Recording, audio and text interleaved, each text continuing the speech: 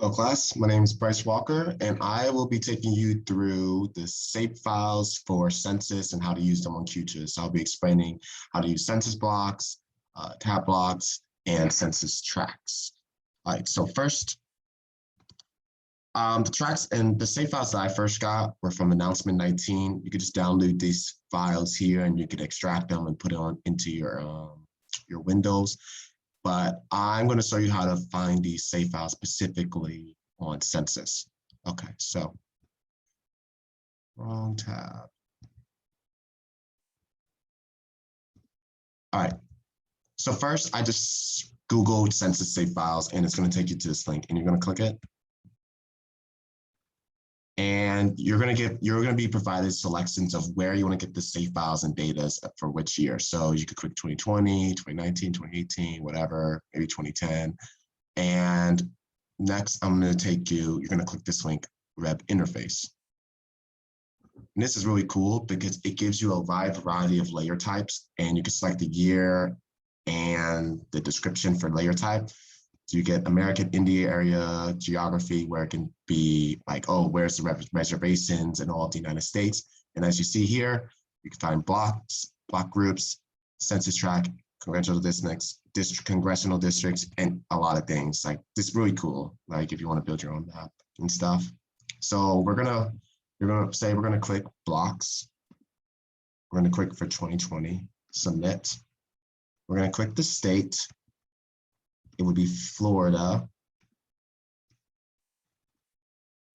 And we're doing Volusia County. So we're gonna,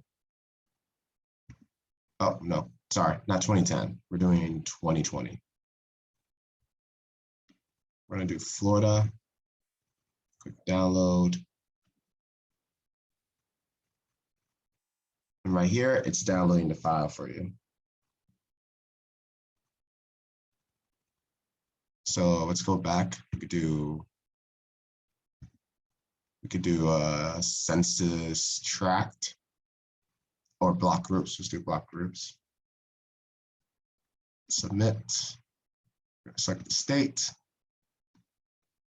Florida. Download. Go back. I'm going to do census tracts now. Submit. Select state. Florida, download.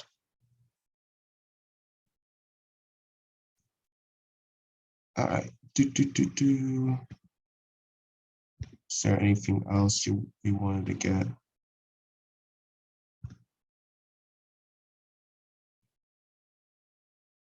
No? Okay. But you can play around with this however you like. I think one of our classmates did the rails, which I thought was pretty cool. So like once you download these files, you can like extract them to your folder or like tab block. Open it up. You can extract all these files. You're going to be using the same file.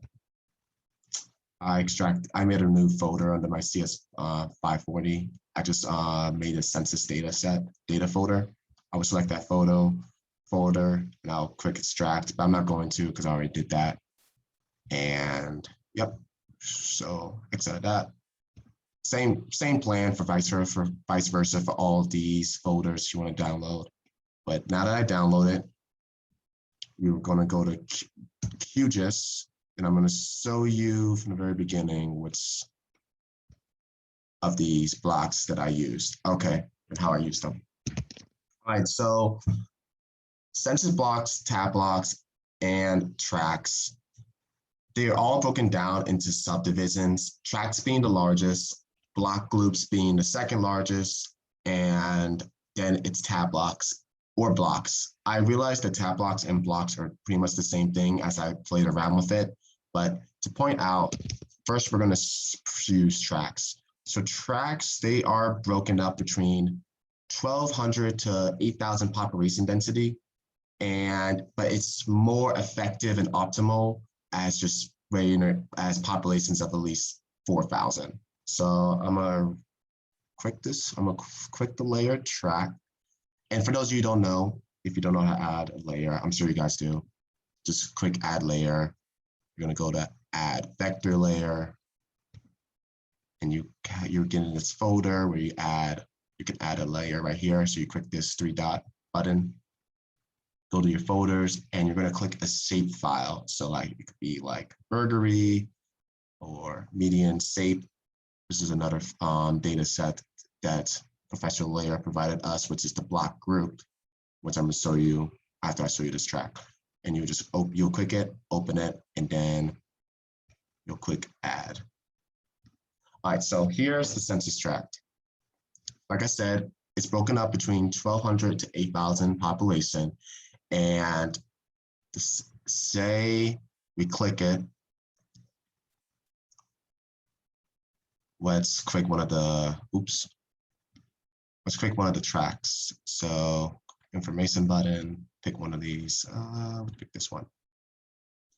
So we're given information right here, but on the right-hand side, let's track this is named 83209. Here's another track. This one's a little smaller.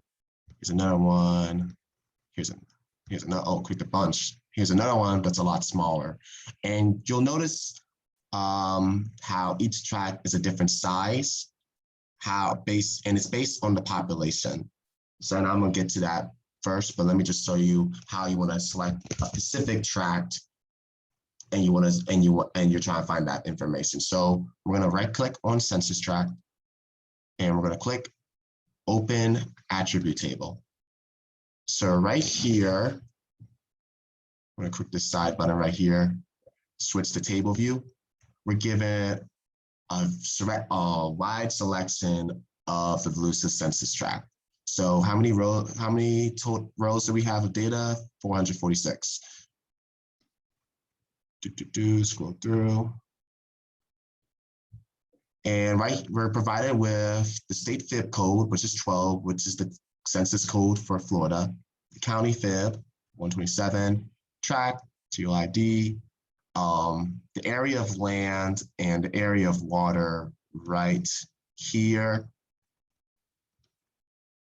I had to look into what the measurements are for these, but it's pretty interesting. So say we want to click this row, say we want to find a specific tract, and so we're going to click a row, minimize this, and when we click that row, it's going to show us where it is on this QGIS map, and it'll turn yellow. So here it is right here. We click the information right here, find out what it is, right there.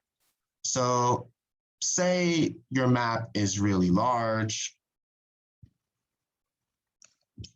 you want to find it, you can also like zoom to that tract specifically. So let's click view, and you can zoom to selection, and it'll take you right here, and you get a clearer view of what's around the area. So we can see here, we got the airfields here, we got the US highway, so it's all between here, and we got some big parcels, here surrounding it on the outside.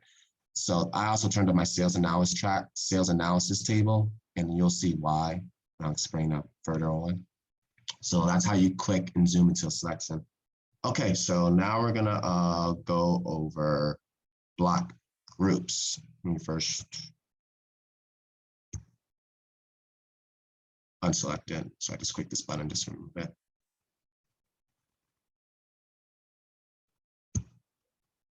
Now I'm going to take you through the block groups, which is the second smallest. And the block groups are broken down, which is one of the smallest census regions. It's broken down between 600 to 3,000 persons. And so it's a lot smaller than the census tract. So we're going to click it.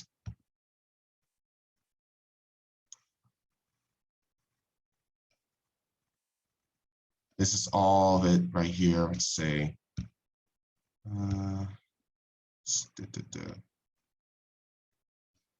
let's click a block group.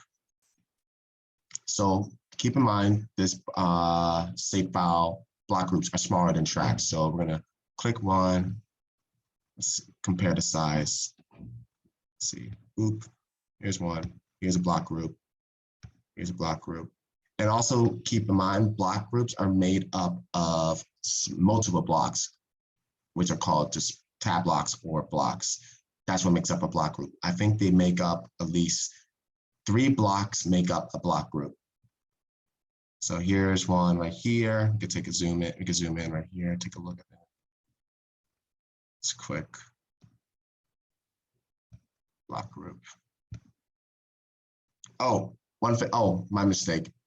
Before I can click a block group, I need to click it right here. So that way I'm not selecting a track, my mistake. So here, let's zoom out.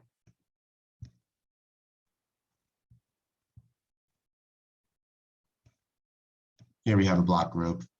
Here's one right here. And again, if you want to pick a specific block group, you can open the attribute table.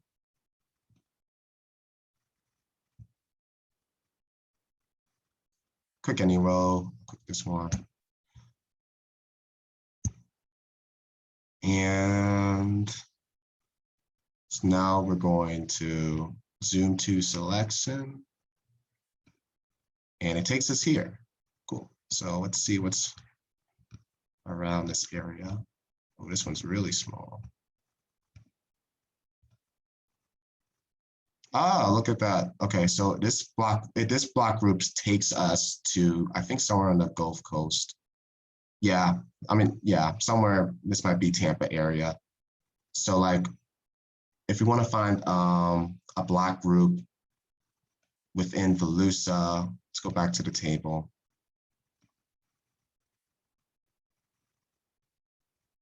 We want to find one with the same county fib as Volusia, which I believe is 127. Let's see if I can scroll and find one.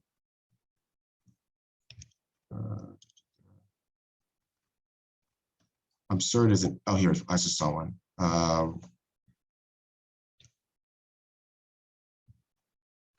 Not 27. I saw one.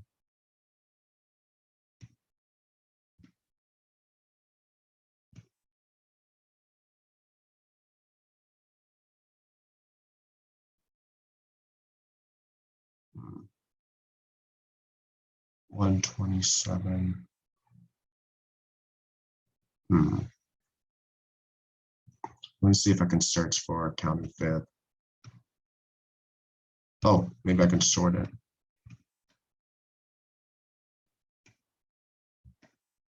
I'm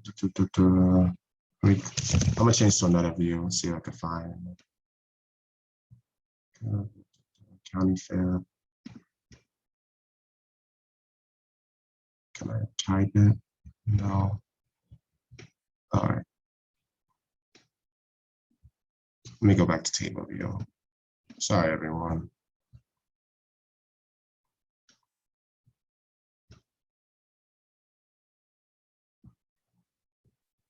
Here we go. We'll go back. All right, so let's click this row. See, it has a county fib of 127. Now, let's zoom to it, see where it takes us. Zoom to selection. Okay. Ooh. So here's the block group. See what we got surrounding it. Now we can get a better view of where in Volusia. Okay, so this is near the ocean front.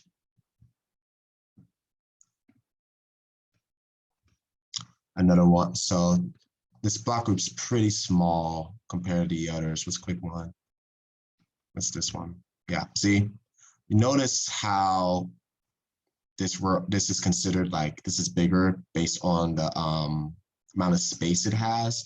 Because like I said, it's based on population between 600 and 3,000. Same for tracks, 1,200 to 8,000 persons. The reason why some of these tracks and block groups are smaller, and same for blocks, is based on the population density. So like you'll notice that as there's more houses or apartments in an area, the smaller the block group's going to be. So like this one right here probably has a bunch. Let's see, Let's unselect it so we can see if there's what the houses look like. Refresh. Okay, so see, we got some small houses here. If we look on our sales analysis, we can look at the prices.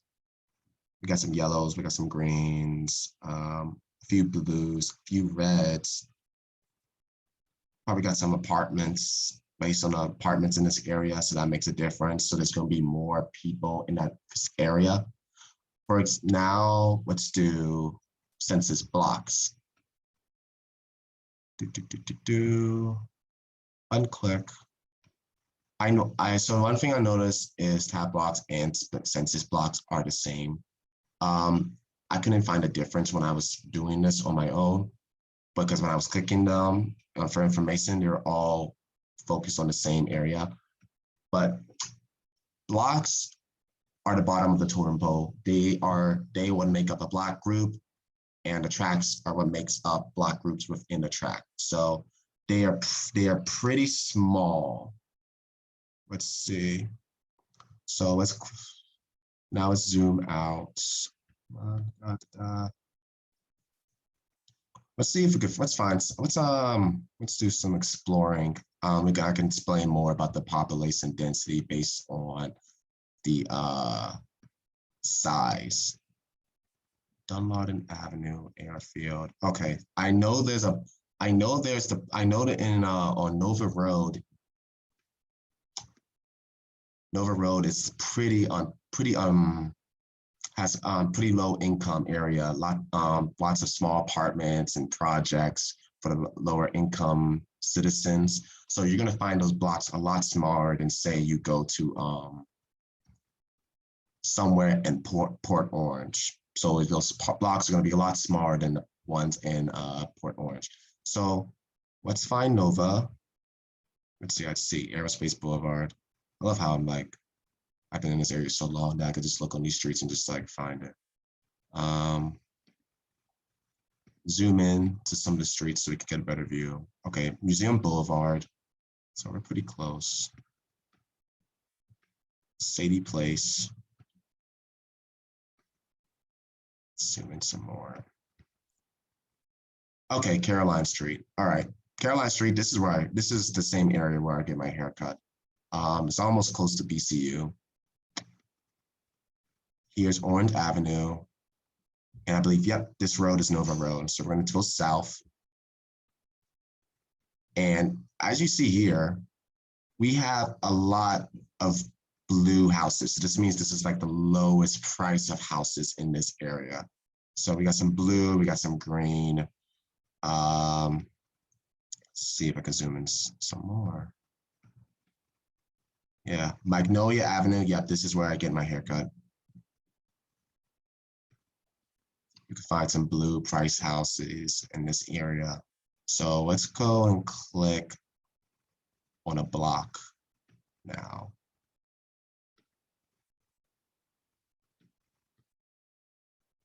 Let's see. I'm trying to find one specifically. Yeah, see, this area is where the project. So that's why you see these price houses very low. They're all stacked up over each other. So the population density is a lot larger. So the block is going to be a lot smaller compared to others that are high price houses. So let's click a house here. Oop. Oh, I still have it as block group, but see, this is a block group.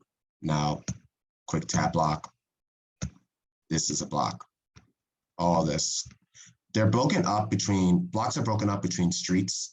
And for some areas, blocks could even be broken up into, let's see, they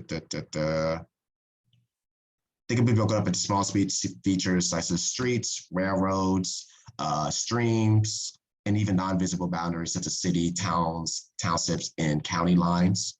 That's what breaks up the lines for blocks.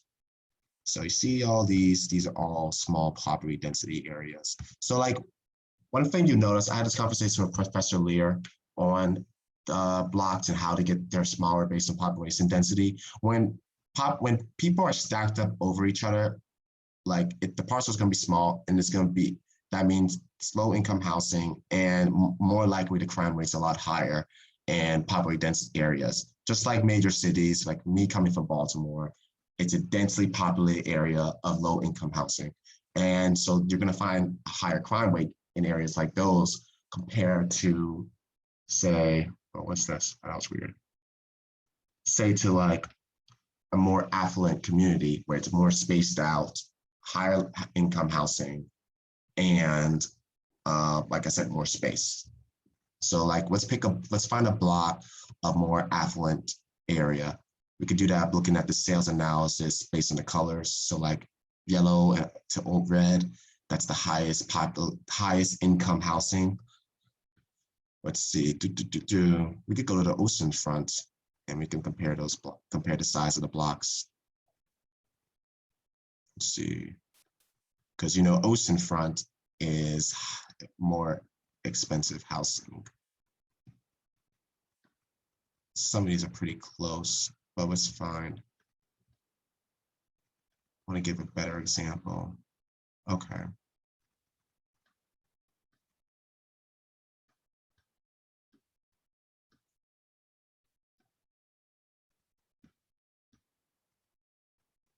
No, let's not do that one. I think I saw a really good one on, let me go back to where I was.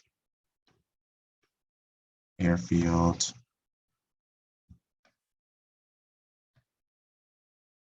Okay, so yeah, look at this one. All these are expensive housings. Let's just click on one. See this, compare the size. Yeah, see that? This is a big block compared to the block we were just at on Nova Road. The size of this is just a lot larger compared to, whoops, go back. Dang it, I lost where I was. But you know what I'm saying. So yeah, here it is. This block is a lot larger compared to like the block we were just at. You see these all red houses, they're all spaced out, so the block's a lot larger. So the population, based on the population density, more spread out and less houses.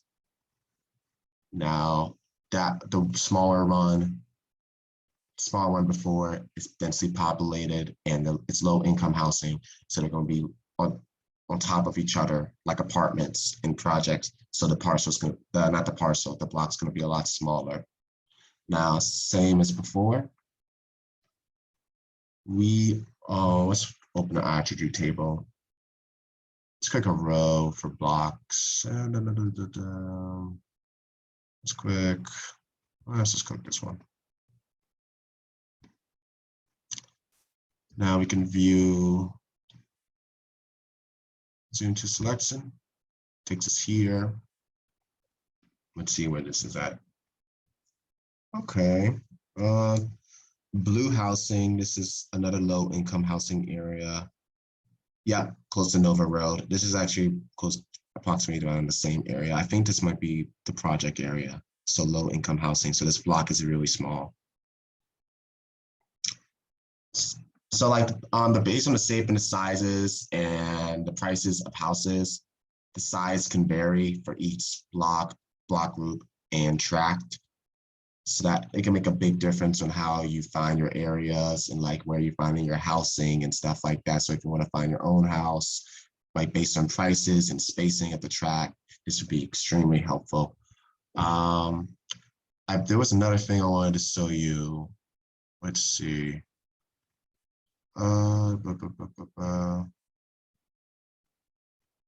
Yeah, you can right click it, click properties. As you know, you can change the shape, you can change the color and the transparency of these layers. So that way you could get a clearer view. Say you want to layer on top of each other. I could have done a better job of the transparency, but this is helpful. Say you want to just have like tab blocks or census tracts over like sales analysis. So you could get a view of the colors of the houses based off of the, whatchamacallit, you can look at the prices of the houses underneath all of this layer, and you click a row. Now, there was another thing I wanted to show you as well. I don't have the data and how to correlate LSTAT data from which we talked about. It's called LSTAT's the numeric vector for percentage values for the lowest status population. That information would be extremely helpful to like also pinpoint where are the people of the lowest status population living, because you could probably use that on your Shapefile to like see where they are living, and you can like look at the blocks they're living in, see how small they are, and correlate them to the population as a whole. So as you know, the higher percentage of LSTAT, the lower the pricing of houses will be. So if that's the case, the tab blocks, block groups, and tracts are going to be a lot smaller compared to the LSTAT numbers being lower. So if we do that, we can see the size and see how they vary based on the population. One thing I learned after Professor Lear told me to do some research on behind LSTAT and how these numbers work specifically, like what's the meaning and values behind them, is that, so I was doing some reading, he told me to find some information on chapter 6 of the Python machine learning book. And there you can find some documentation by the authors who wrote Boston datasets. And one of the authors, I looked at his documentation, I believe it was, let me see, I think I had it on my,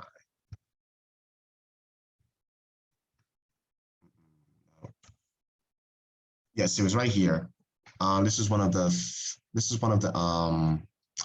scholarly articles that he's written. What's his name?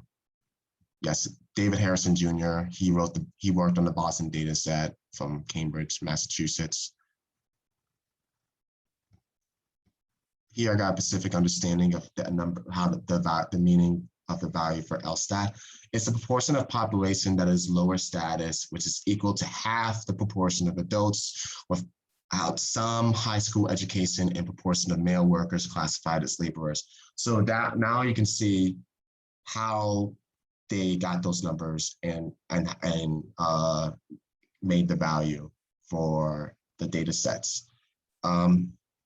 It's a logarithmic specification implies that socioeconomic status distinctions mean more in the upper brackets of society than in the lower class. So yeah, as I said, the higher the number of the LSTAT, the higher number, the lower housing prices will be.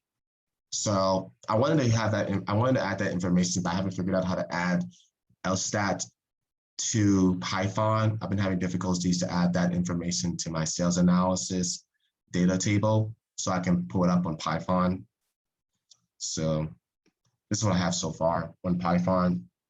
I was able to connect to the data frame and say I wanted to pull up a plot. I can change some of the numbers. I want to be able to change the LSTAT numbers so I can like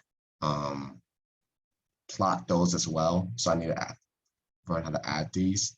But what I've done, I was able to tinker around thanks to Professor Lear and figure out how to plot more information based on the zip code and a room of edge. So like, this is the average number, 3. It gives you, this is like the average numbers of middle class housing. It's going to be at least 3 bedrooms. The lower the number of rooms, the lower the price of the house is going to be. So say I change it to 2. Actually, let's first look at 3. We're going to plot that. So I'll run this again. All right, plot. This is the pricing on houses that we see. It could go up to 500,000 based on room and bed, but this is where the average prices are, around between 100,000 to maybe 250,000. Now let's change it to 5 bedrooms, see what we get. Not that many. We don't get that many rooms with 500. We don't get that many rooms with not many houses with 5 beds. Just showing. Yeah, some of the prices don't go as high. Like it was 350,000 here, and it was 500,000 here, but it just shows the scarcity of houses that have 5 rooms, and you can see the difference based on like the least amount of houses that we have. Now let's try 2 bedrooms.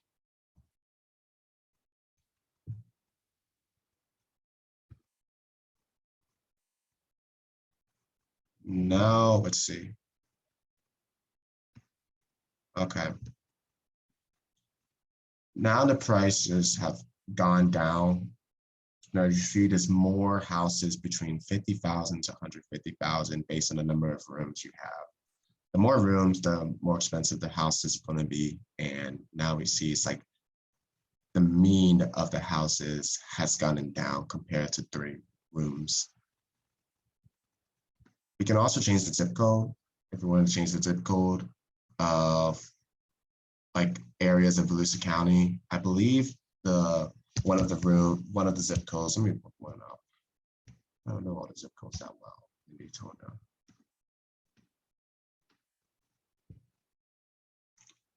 Volusia County.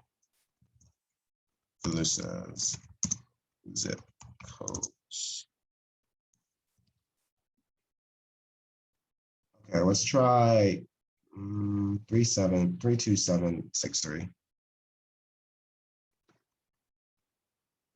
32763.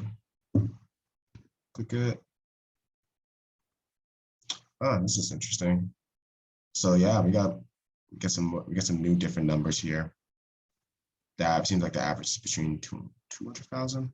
Yeah, but we got some fluctuations, some outliers down this low, this high with expensive housing in Orange City. I believe this is the zip code. And let's change to 5 first, see what we got. Let's do 4. Play around with that. Okay. Now the prices have gone up. The average is like 250,000. And we got some outliers going up higher above 400,000. Now, once I add the LSAT information, I'll be able to do a comparison of correlation between the higher percentage of LSAT and the prices. And I'm positive that once we get a higher number of the LSAT, the lower the prices of the houses are going to be. And the lower the LSAT, the higher the prices are going to be. So once I figure out how to add that information, I'm going to practice those plots. But yeah, this was everything I showed you. I hope it's been extremely helpful. And I hope you guys can use this as well when you want to work on QGIS. If you want to go through tab blocks, block groups, and tracks and get an understanding. And yeah, like the website was really cool. You can like play around and find a bunch of shape files. Like you could do congressional districts, voting areas, and just make the map your own. And I hope so. Yeah, I hope this was extremely helpful. So yeah, just remember, it goes tracks, block groups, and then blocks. So that's how it's shaped. Tracks are larger, block groups in the middle, then blocks or tab blocks. They're both the same. But yeah, thank you for listening, and I hope this has been very helpful. Let's see.